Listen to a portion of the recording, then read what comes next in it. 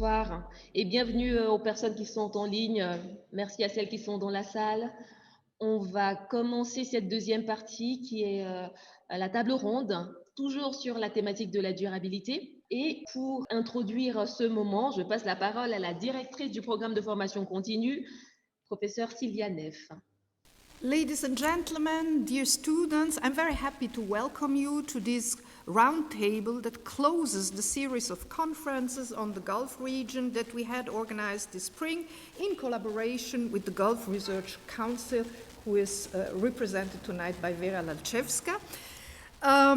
We are very happy that this first initiative has been followed by the signature of a memorandum of understanding, and that this first experience between the University of Geneva and the GRC will continue in the years to come, hopefully.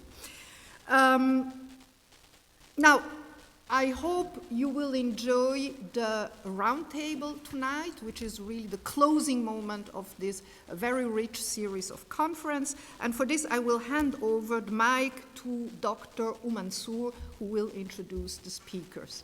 Thank you. Thank you, Professor Neff.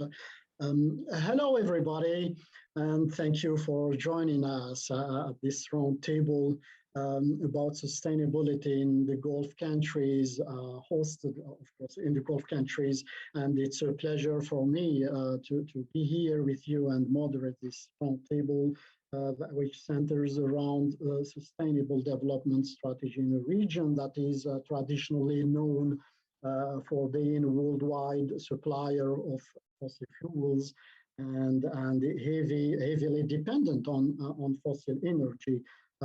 Our guests will highlight the initiatives, different policies and concrete measures implemented by the Gulf countries, carry out green economy, then also highlight their assets, but also the challenges they encounter, and of course taking into consideration the global issues such as the current crisis triggered by the war in Ukraine.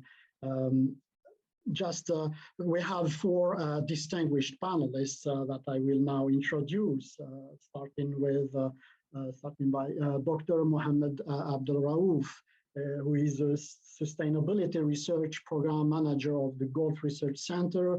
He holds a PhD in environmental economics. He published various policy papers on different environmental issues in MENA region and authored books, among which the last book entitled "Sustainability in the Gulf Challenges and Opportunities," Routledge, 2018. Dr. Vera Lalchevska, a politologue and senior researcher at the Gulf Research Center Foundation in Geneva, where she is also in charge of strategic partnership. She holds a PhD in development studies from Geneva's Graduate Institute of International and Development Studies. She co-founded several NGOs and worked at a handful think tanks. Dr. Manal Shehab is an applied economist with recognized expertise in energy, economic and resource sustainability and resource exporters, focusing on the Middle East. She is an academic visitor at St. Antony's College, Oxford University, and founding director of SHEAR Research and Advisory.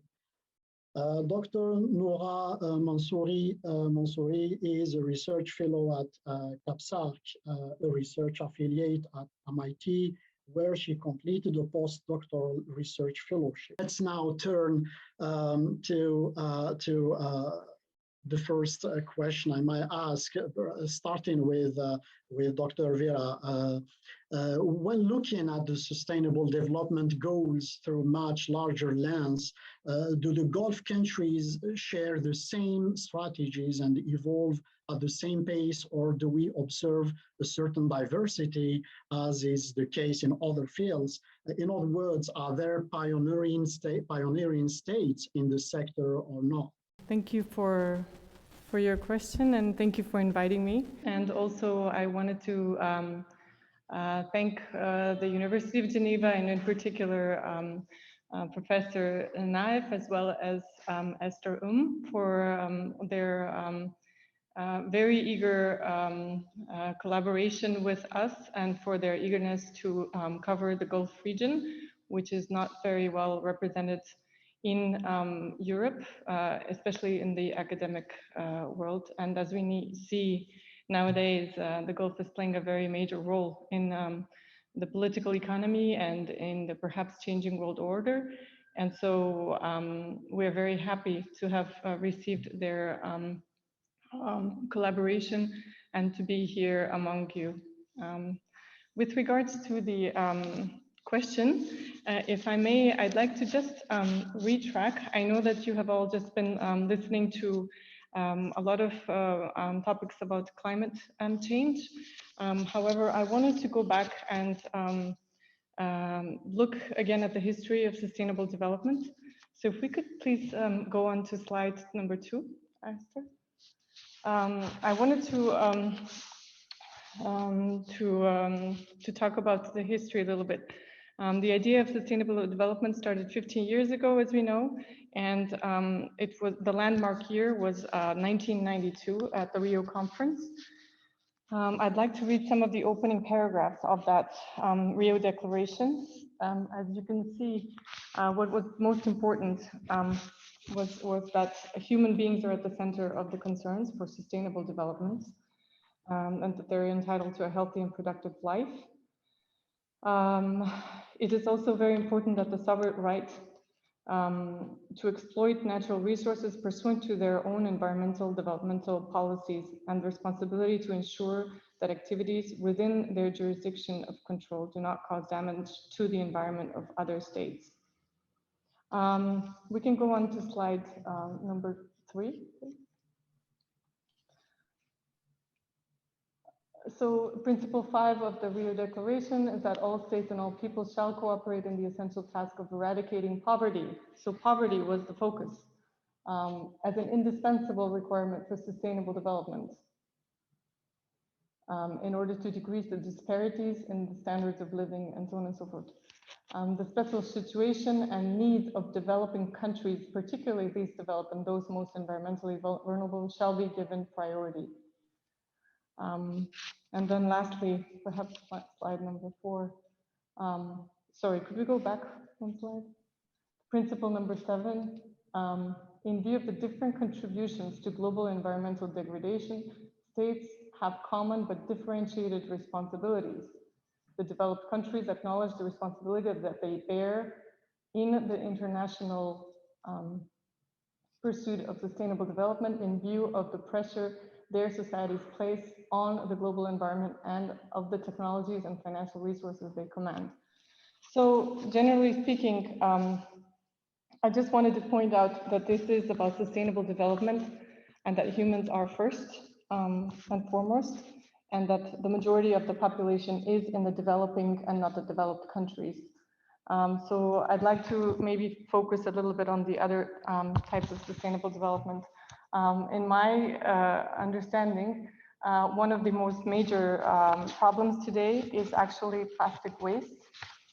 I don't know if we can if we can click on that link to show minute number. We can start it at 0:55. About 8 million metric tons go into the ocean every year. That's the equivalent of one city garbage truck dumping a load of plastic into the ocean every minute of every day. This is the story of plastics. It is fossil fuels finding a new form and finding a new place to flow through the economy. The surge of attention to plastic pollution is pretty striking.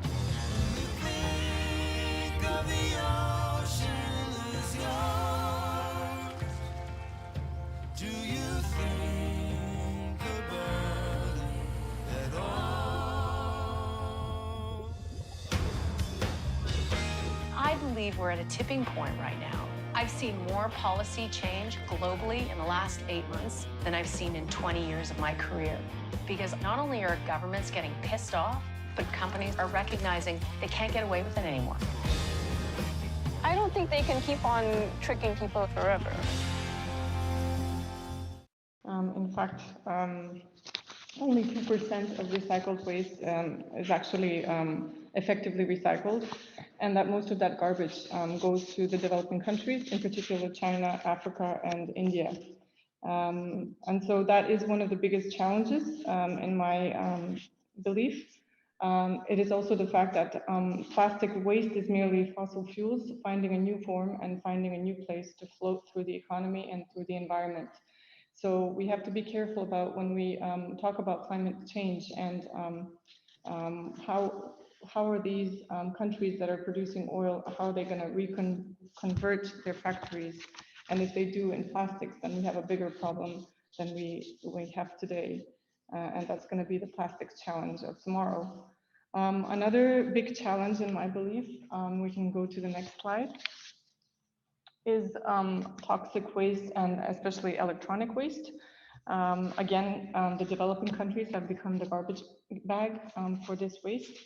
And as you can see, the biggest concern for developing countries has not been the climate change, but poverty, due to the fact that they were the world's free supermarket for natural resources, and now they have become the world's free dump for toxic and non-biodegradable waste. Their lands were first depleted, and now they're polluted and with hazardous to health. It is time that we all recognize this this problem and put in the financial resources and human capital to change this.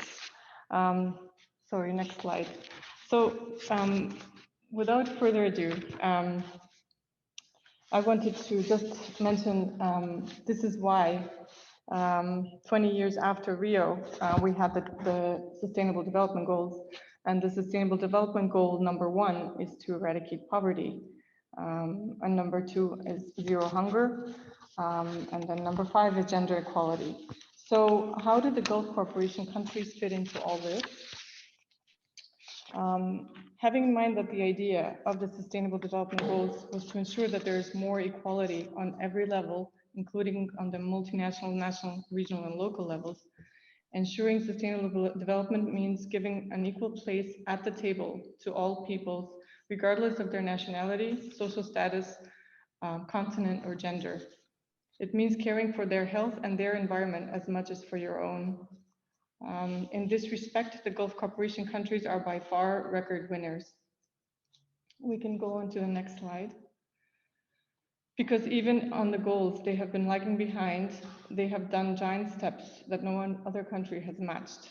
And there's an incredible amount of political will among these countries to do better, and this, combined with the resources they have, is exemplary.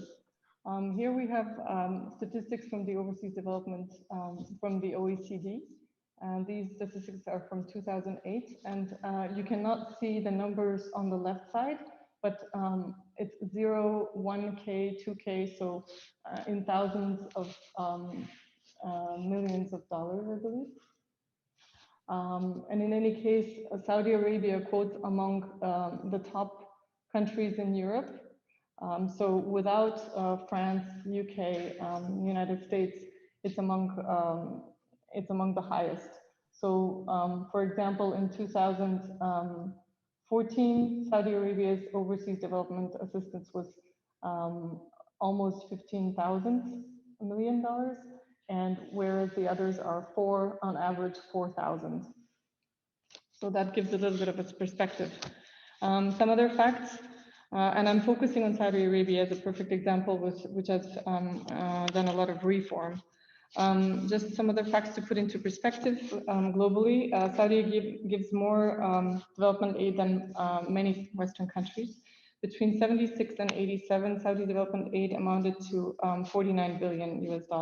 So these numbers were billion, sorry. In 2006, it was reported that the country was the biggest per capita donor in the world. This is in 2019, Saudi Arabia, through the Saudi Fund for Development, had become the third largest donor to UNRWA, as it donated $800 million since 1994. In 2012, the fund provided support to maintain Palestinian refugee camps in other countries. In 2018, Saudi Arabia was among the top overseas development assistance providers. In 2020, the UN Office for the Coordination of Humanitarian Aid ranked Saudi Arabia as the 6th among the world's most generous donors, providing 3% of the world's humanitarian aid.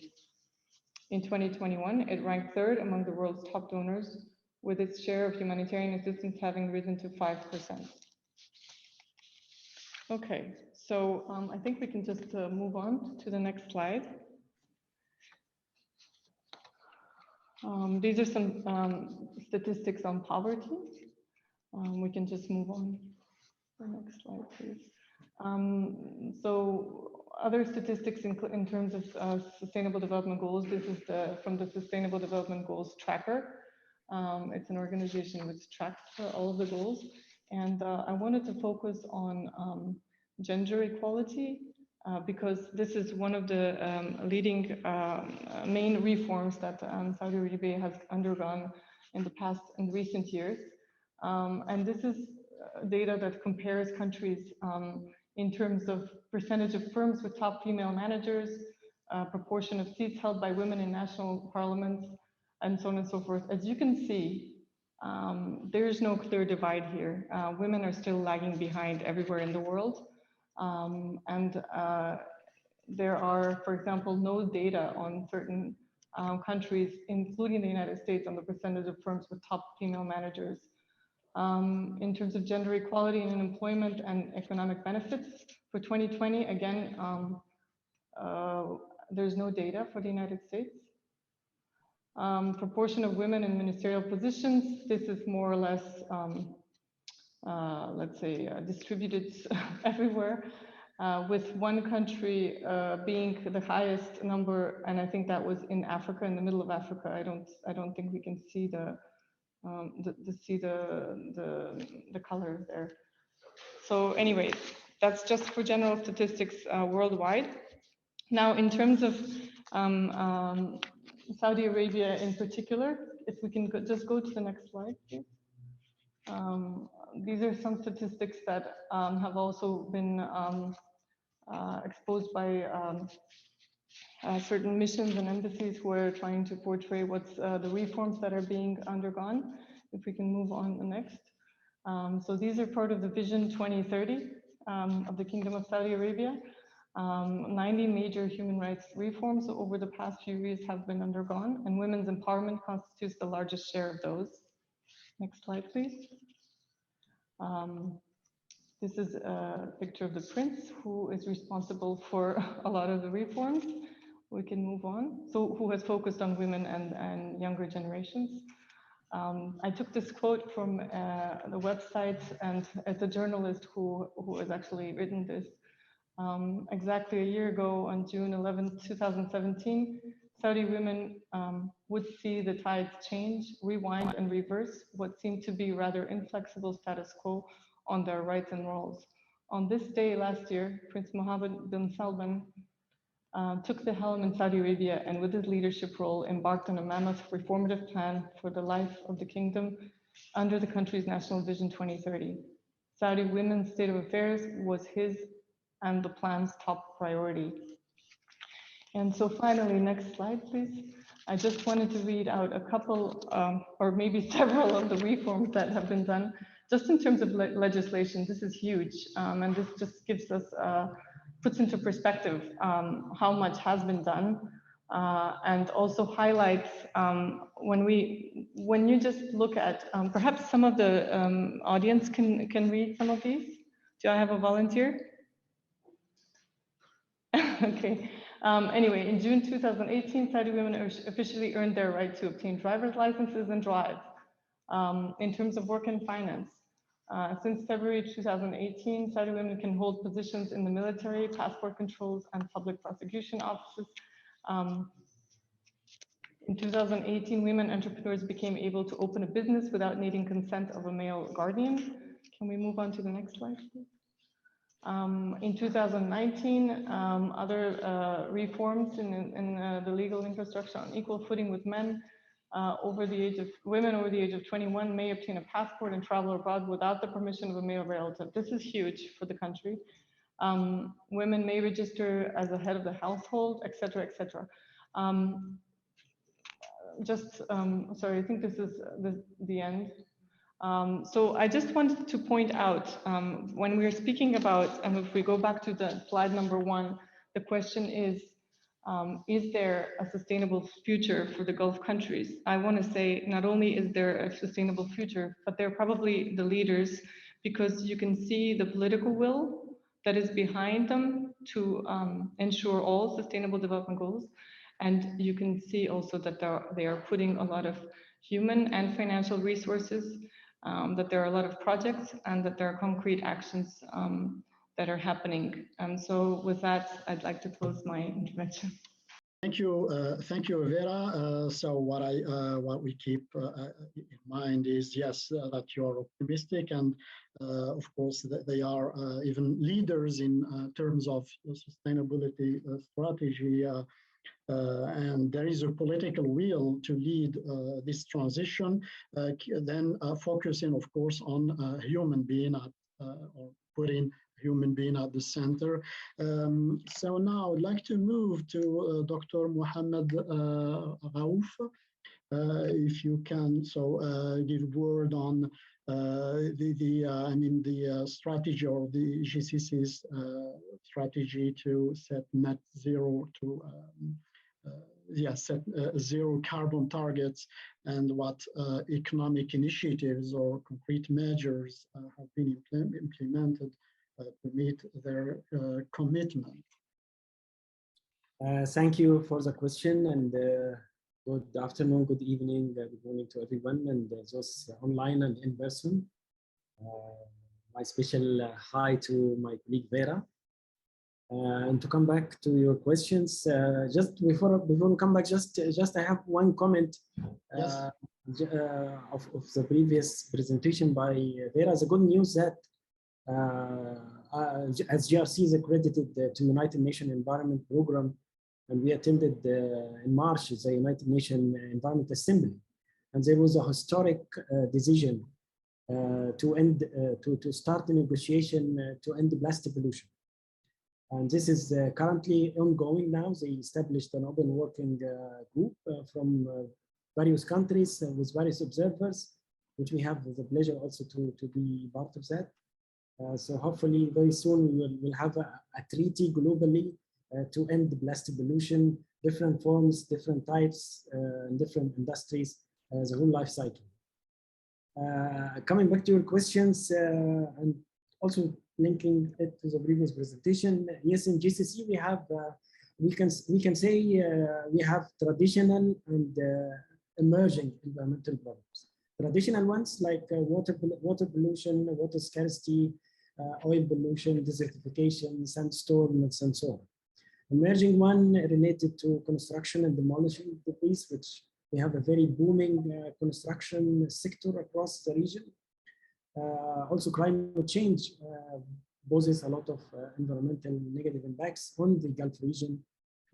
I recall I heard the last question for the last session, one participant asking about, is it possible to live in the Gulf? So we can imagine currently, but with the global warming, the region might be very difficult, more difficult in terms of further conditions. But the good news that there is a new thinking, a new shift, a big shift in the thinking and in the policies across the region. This is driven by a number of events and reasons in the last couple of years. First of all, with the pandemic hitting the globe and also the Gulf region. And we witnessed we can live in a more environment-friendly atmosphere. We witnessed maybe the environment was the only winner when everything was shut down. The second thing, also the Gulf region faced a number of catastrophics like Shaheen, tsunami, different floods in Jeddah and other places. So this is alerted the region that climate change is real and affecting the region seriously. But at the same time, I think the political will across the region realized there is a good business opportunity related to climate change. So if you speak to any ministry across the Gulf or even the MENA region, they tell you, yeah, we like to be involved in any initiative related to climate change because this attracts a lot of funds in different fields, create jobs and in renewable energy, clean industry, energy efficiency, green mobility, you name it. So we are heading to the future. We are heading, in fact, also all the problems the world witnessed in the last 2 years, was the last one, the Ukrainian-Russian war, brought the future to us very near. So was green mobility, for instance, which we were expecting to be booming after like 10 years, it started booming now. So what I wanted to say is there is a great shift in the policies, and this is a journey to net zero. A number of countries in the region announced like Saudi Arabia, 26 by net zero by 2060, Bahrain by net zero by 2060, United Arab Emirates by 2050. There is a shift in policies related to green mobility, as I mentioned, renewable energy, green Saudi Arabia, green Middle East. There is a great effort in energy efficiency, in buildings, in industries, in transportation sectors. But we must say that it's different from country to country. We have a number of countries that are leading, which are United Arab Emirates and Saudi Arabia. Then comes Oman, Qatar, Bahrain, and Kuwait.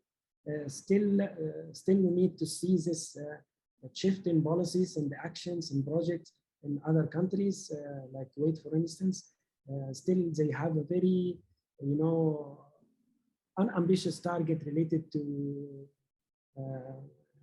carbon emissions, which is around 7.5% reduction by 2030. This is less than required even by Paris Agreement. But anyway, we can see a big shift in the thinking of policies. On the other hand, they have also the financial tools. Not only that, but they are looking for other international financial tools. It was a surprise for me a few months ago that Saudi Arabia announced they will seek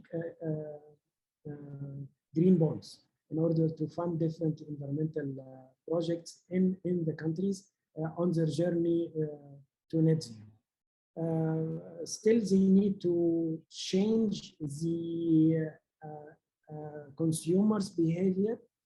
Consumers' behavior related to water, energy consumption, to electric cars. This needs a lot of work, and at the same time, of course, needs a continuous awareness and needs also incentives for consumers and for companies in order to come and invest. Still, investment is not there. We know that Saudi Arabia announced a very ambitious plan for green mobility, but maybe up to now they have like only less than 20 charging stations. Tariff system is not there yet. Incentive also is not complete yet. So there is still a lot of things to be done in various GCC countries, but at least we have started the journey, and there is a political will, and there is a very ambitious policies and actions by various countries. If they follow this path, I think they will be one of the leaders in sustainability, especially the region is. The wider MENA region is hosting the Climate Cup in Sharm el-Sheikh in Egypt, and next year in 2023 it will be in United Arab Emirates. With all these events happening, I think the region want to say we are playing an important role in the journey to net zero and low carbon economy. I stop now, and I will be happy to answer your questions. Thank you so much. Thank you, Dr. Raouf. So, if I can sum up in few words, so yeah, there are incentives, both local and the external incentives to carry out this transition, and efforts have been made by different countries in the region in terms of greening the construction sector, as well as transportation. In addition to, you mentioned the need to change the consumption behavior towards a more energy, in favor of environmentally friendly consumption. Thank you. So let's move now to Noura Mansouri.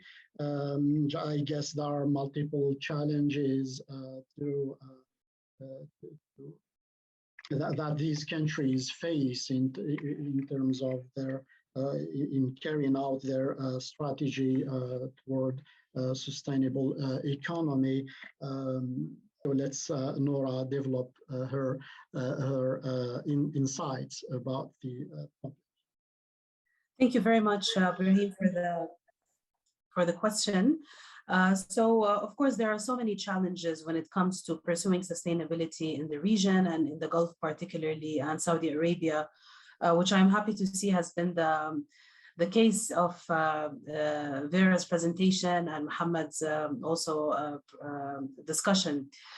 So to talk about the challenges, of course, it's the classic balancing between energy security on the one hand, pursuing energy sustainability goal, energy access, SDG 7, and on the other hand, pursuing climate targets set through the Paris Agreement and other international treaties, and the self-defined climate targets, including the net zero target by 2060 and other net zero targets in the region. So to balance these requirements, especially hydrocarbon countries that have to take into consideration their oil-based economies, their oil income, sustaining the demand on oil, but at the same time tackling the climate change and looking at ways to have this win-win. And the circular carbon economy provides a strategy that enables really both pursuing the climate targets and also sustaining economic development and sustaining the use of oil, at least for this transition, grand energy transition. And the circular carbon economy was proposed by Saudi Arabia during the G20 2020 presidency and was endorsed by all the G20 countries. It's a new way of mitigating climate change and looking at the emissions, both the CO2 as well as the greenhouse gas emissions from a circular perspective, a circular economy perspective, to transition towards carbon neutrality and carbon circularity. So investments in technologies that enable this carbon circularity and neutrality, such as carbon capture, utilization, and storage, hydrogen, investments in critical minerals, even for renewables and storage, to ensure a smooth energy transition. And in light of the current affairs and the war on the Ukraine, and since the onset of COVID-19, there's been a real example of how priorities shifts, and countries will always prioritize, national security, energy security, and climate change eventually loses salience. So it's important to keep that in mind and plan ahead by keeping all the energy options open, keeping all the forms of energy open. It is really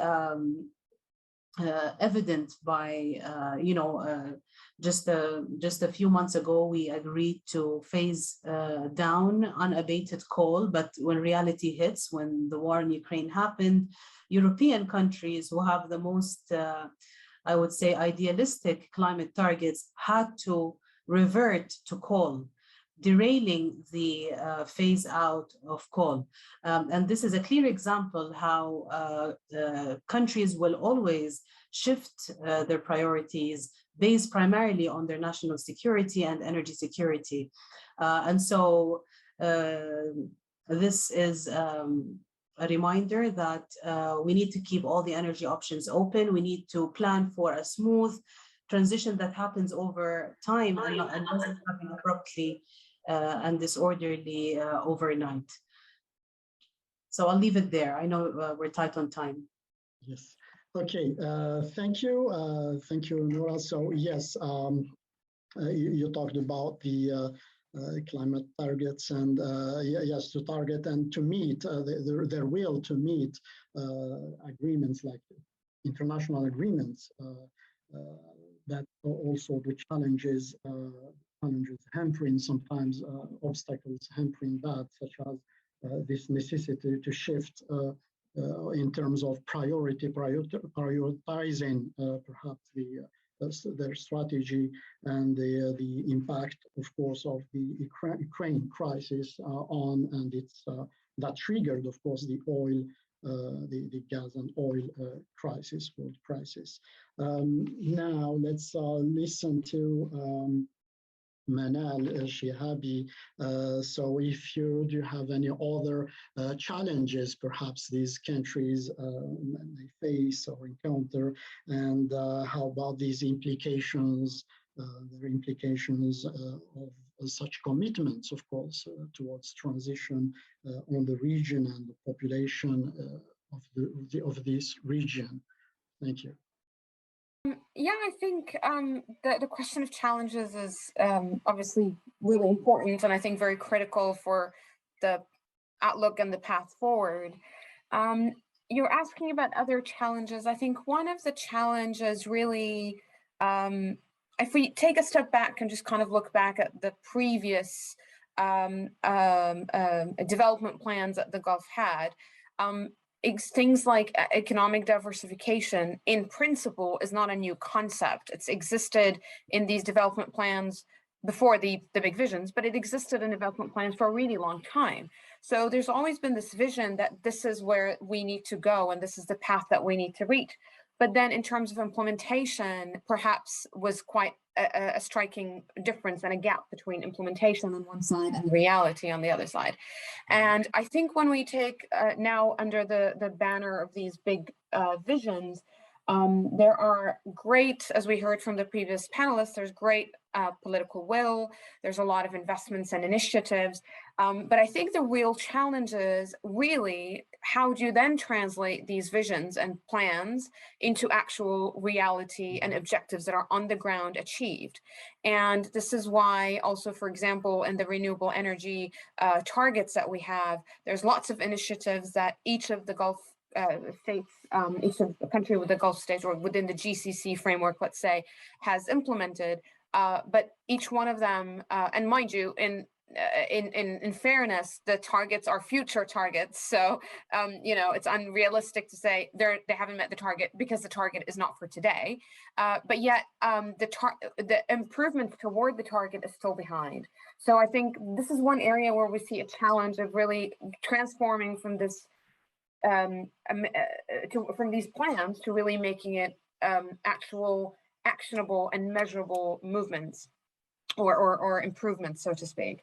And then relating to this, I think there's also the challenge that I think the region is now facing, in part, prior to the Ukraine crisis, there was really a multitude of different urgent needs and priorities. So there was we had the need for economic diversification. We needed to make sure that we secure our fiscal balance and fiscal revenue because that was declining when oil prices were much lower since they collapsed since 2014. And then there's also the needs of how do you balance the future and the needs of the growing population, which is, you know, young and vibrant and making the demands. Also in most of the region, a lot of the leadership was for a long time not young leadership. It was also older leadership, and now we see movement towards, you know, younger leaderships in many places. I will mention Saudi Arabia because it had been the case that's been mentioned by the three other panelists before me.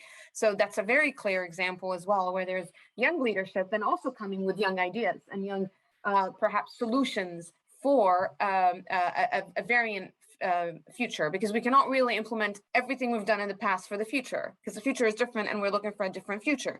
So I think this is kind of the struggle between then managing these targets, but also the market dynamics that allow the Gulf states to invest in these markets change all the time.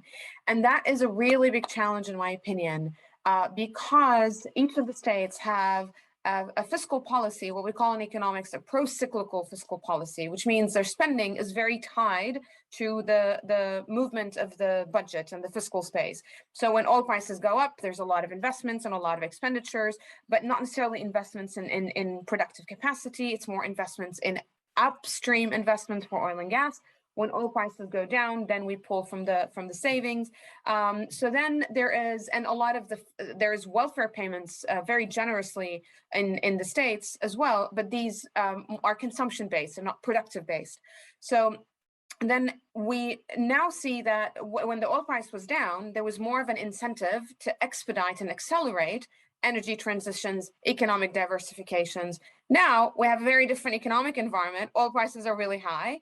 And the worry here, I think the challenge is, how do you manage that the economic incentive is to invest more in the oil and gas side and not in the energy transition and economic diversification side, while also knowing that in the future, oil and gas prices will fluctuate again, that energy security matters are really also important, that also the energy transition plans of these states can also potentially change some of the geopolitics that exist in the region and the market dynamics. So if we look at how policies have been implemented in the past, the future clairvoyance, so to speak, would suggest that the energy transition and economic diversification project would suffer, environment would suffer. So the challenge then would be in this, how do you isolate then really investments and support for these big visions that are really necessary for the different reasons we've mentioned, environmental, energy, economic, politics and security, while also at the same time managing what the incentives in the market currently are suggesting. And I think there is, in facing of these challenges, there's obviously a huge opportunity as well. And the interesting thing, I think, that currently in the current oil and gas market, the green energy alternatives become more competitive perhaps with oil and gas, because they're not ridiculously higher prices, they're more or less similar price. But and of course that condition, economic condition, isn't going to stay that way forever. But it is really a point to kind of, again, despite the existing potential incentives, is to push toward investing in the diversification and energy transition plans.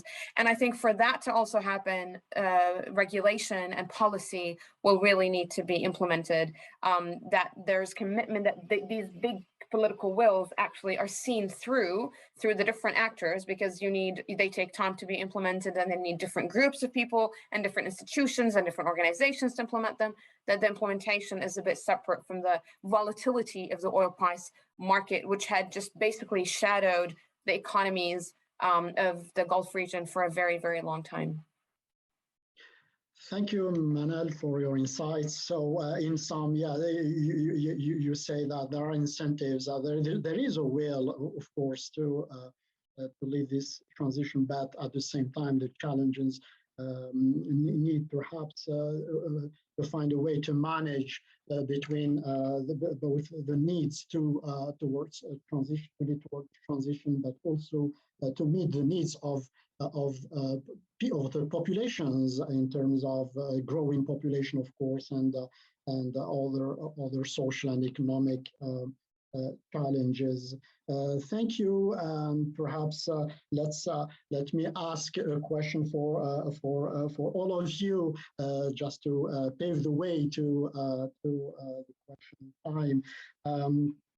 what are, according to you, long-term implications of both, I mean, the pandemic and the war, I mean, the Ukraine war that I see as a counter, I mean,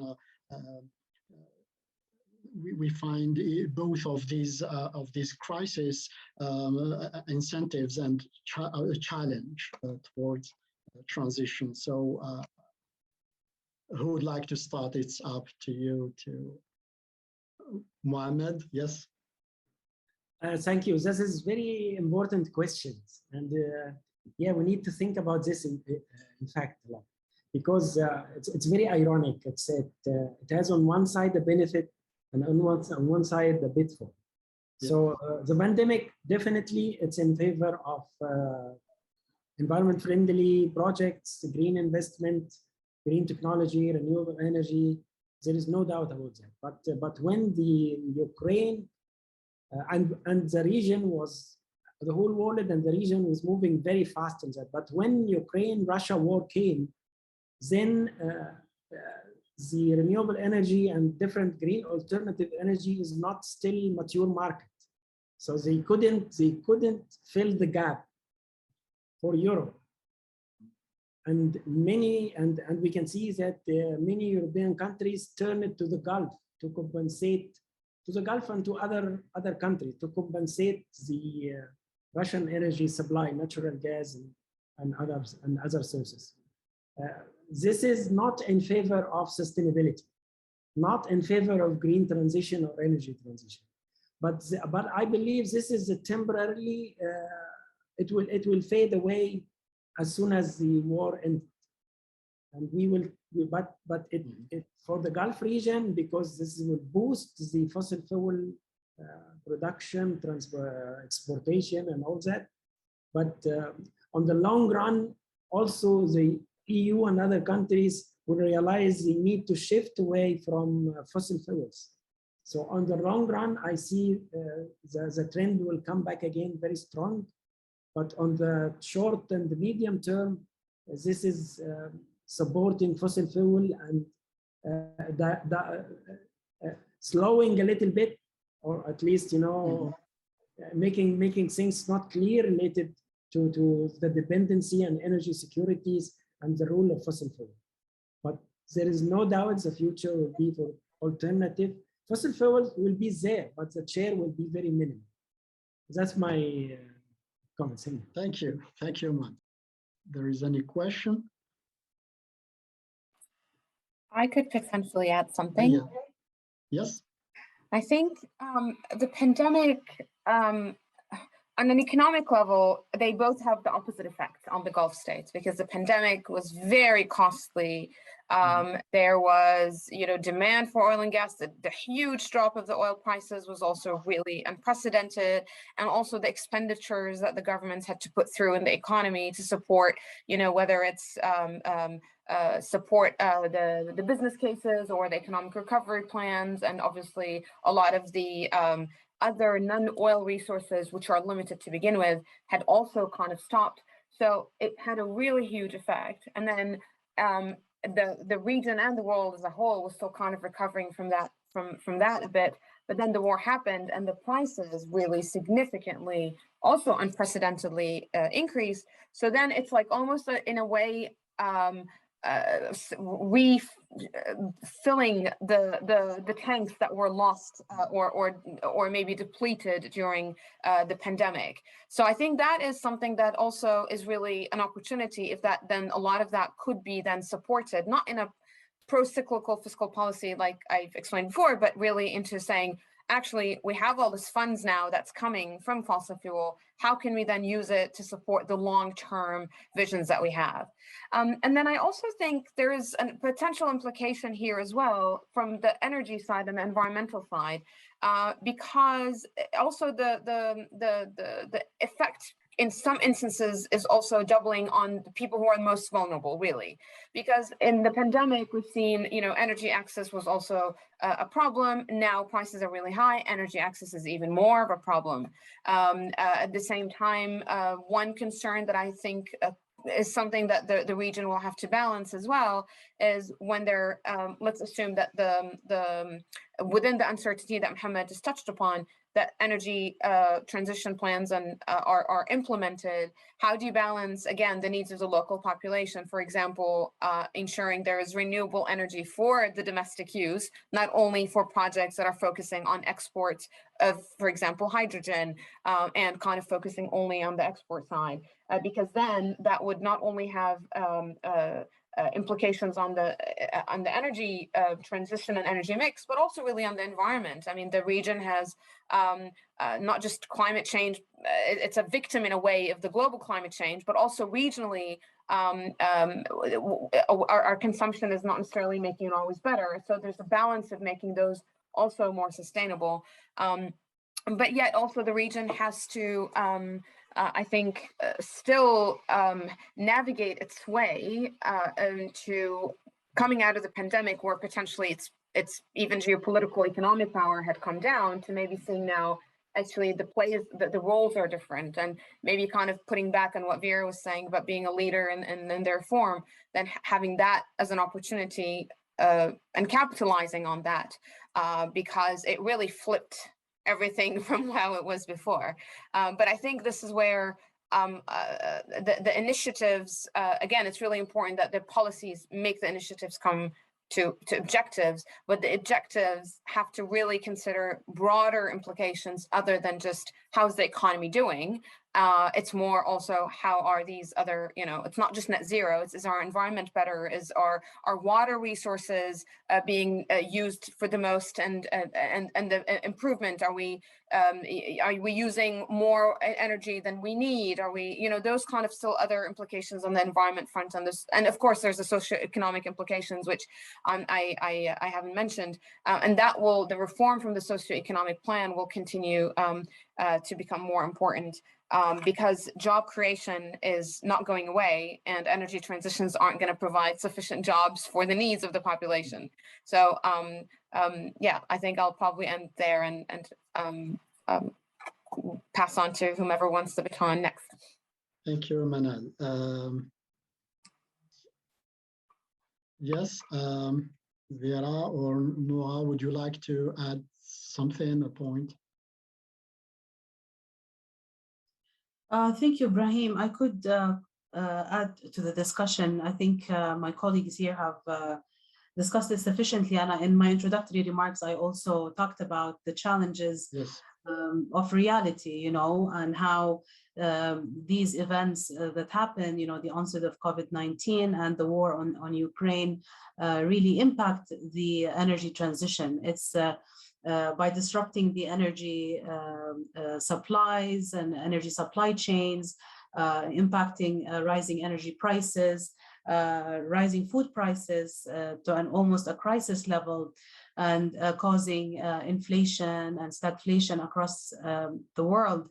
I think this is the reality here, and the world leaders shift their attention and their resources towards what's very important and grave to saving the economy, saving the society, and then thinking about the environment. So climate change, as I was saying, ultimately loses salience, and other priorities take priority over that. Yes, I agree, and I think if I can just add one more thing, I recently the Gulf Research Center Foundation team attended the address of the President of the General Assembly of the United Nations, who came here in Geneva to speak at the margins of the Human Rights Council. And it was he who had requested to speak to NGOs, and not, usually this doesn't happen. So it was a very unique event in and of itself. And what he said, Mr. Shahid, who's Minister of, I forget which country, but it was a developing country.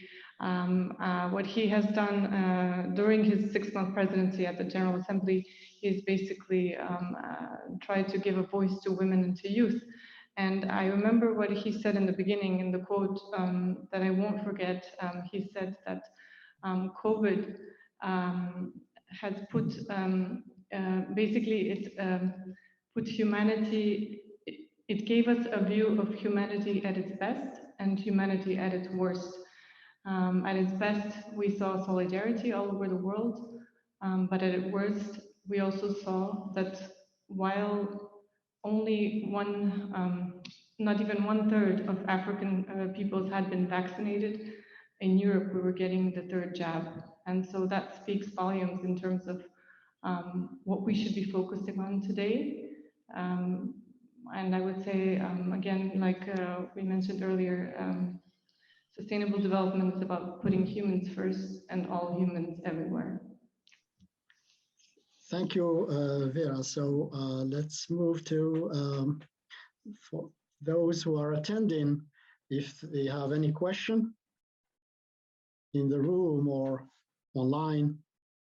Bonjour, je me présente d'abord. Thierry Le Salle, désolé, je vais poser la question en français pour plus de clarté. Pas de souci. Géographe et journaliste environnemental, je suis basé au Qatar. Je me posais la question, enfin je suis d'accord avec tout ce que vous avez dit sur les efforts qui ont été faits ces dernières années en matière de développement durable, en matière de sensibilisation de la population. Il y a énormément d'initiatives, c'est vrai. Mais par contre, je me pose la question de la gestion de l'eau. Et quand on voit, par exemple, des initiatives telles que le docteur Noura a signalé concernant la plantation de 10 milliards d'arbres en Arabie Saoudite. Au Qatar, c'est 1 million cette année et 10 millions d'arbres d'ici 2030. Il faut de l'eau pour tout ça. Est-ce que c'est raisonnable? Est-ce que c'est durable? On voit aussi les ambitions du Qatar en matière d'agriculture, notamment depuis le siège qui avait été imposé depuis 2017. Le Qatar a développé une ambitieuse politique d'autosuffisance alimentaire en développant le secteur agricole. Est-ce que ce secteur agricole dans un milieu aussi aride est durable? C'est une question. Et puis, je suis curieux aussi d'avoir votre regard d'expert, de spécialiste concernant l'organisation de la Coupe du Monde qui est annoncée neutre en carbone, neutre en plastique. Est-ce que là aussi, ça constitue un vrai modèle de durabilité? Merci. Thank you for the question. If you allow me, I will take the first question.